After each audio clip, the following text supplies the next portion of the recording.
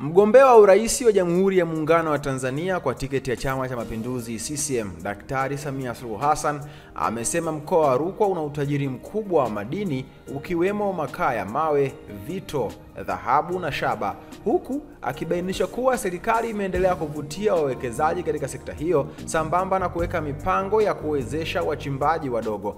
Akizungumza na wananchi wa Sumbawanga mjini kwenye viwanja vya Kizitwe siku ya Jumapili Oktoba 19 mwaka 2025, Daktari Samia amesema hadi sasa mkoa wa Rukwa una soko la madini pamoja na vituo 6 vya ununuzi wa madini, na tayari wawekezaji zaidi ya 10 wameonyesha nia ya kuwekeza katika sekta hiyo mkoani humo.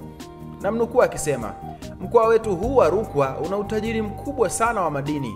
Kwa sasa tuna soko la madini na vituo 6 vya ununuzi, na wawekezaji takribani 10 wameonyesha ishara ya kuja kuwekeza kwenye madini hapa Rukwa, amesema Daktari Samia. Vilevile ameongeza kuwa kipaumbele kikubwa cha serikali kitapewa kwa wachimbaji wadogo, hususan vijana wa mkoa wa Rukwa ambao wataunganishwa kufanya kazi kwa ushirikiano na wawekezaji wakubwa wanaotarajiwa kuwekeza kwenye sekta hiyo ya madini mkoani Rukwa. Aidha, amefichua kuwa mazungumzo yanaendelea kuhusu uwezekano wa kuanzisha kiwanda kikubwa cha kuchakata shaba ndani ya mkoa huo, hatua itakayoongeza thamani ya madini hayo na kutoa ajira kwa vijana wa Kitanzania. Anaendelea kusema, tunataka kiwanda cha kuchakata shaba kijengwe hapa Rukwa.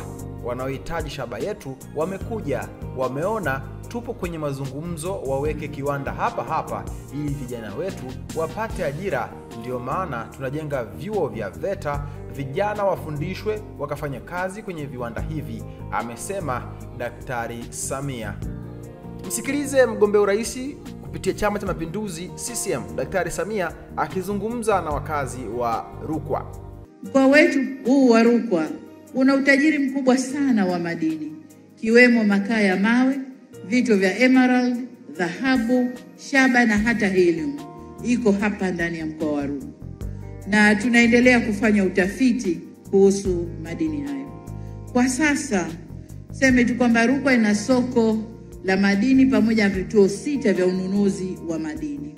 Lakini tunapozungumza leo, kwa wetu umepata wawekezaji takriban 10 wameonyesha ishara ya kuja kuwekeza kwenye madini hapa Rukwa. Majadiliano bado yanaendelea.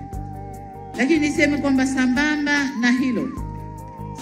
na hilo pamoja na kujitokeza kwa wawekezaji hao, kipaumbele chetu cha kwanza ni wachimbaji wadogo, vijana wa Rukwa, ambao tutawatengenezea mpango wafanye kazi pamoja na hawa wachimbaji wakubwa wanaokuja.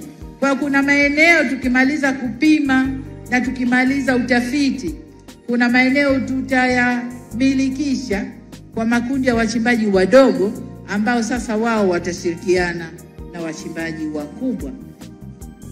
Lakini vile vile tunaangalia uwezekano wa kuanzisha kiwanda kikubwa cha kuchakata shaba hapa ndani ya mkoa wa Rukwa. Tunaangalia uwezekano. Bado tuko kwenye mazungumzo.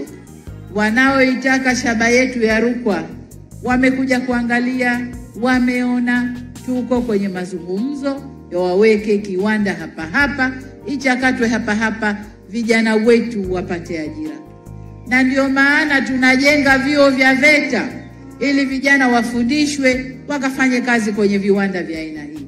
Badili ya wao kubeba tu dongo letu la shaba wakafanye kwao, wafanye hapa ili vijana wetu wapate ajira. Tunaangalia uwezekano huu. Uwekezaji wote huu utakuza fursa za ajira na kuongeza kipato kwa wananchi wetu. Kwa hiyo wito wangu ni kwa vile vyuo vya VETA ambavyo tumeviweka hapa ndani ya mkoa, waangalie ni maeneo yepi yanatoa fursa kubwa za kiuchumi, na huko ndio wajielekeze kusomesha watoto wetu, ili uwekezaji ukija tuna wataalamu wa kutosha kufanya kazi kwenye maeneo hayo.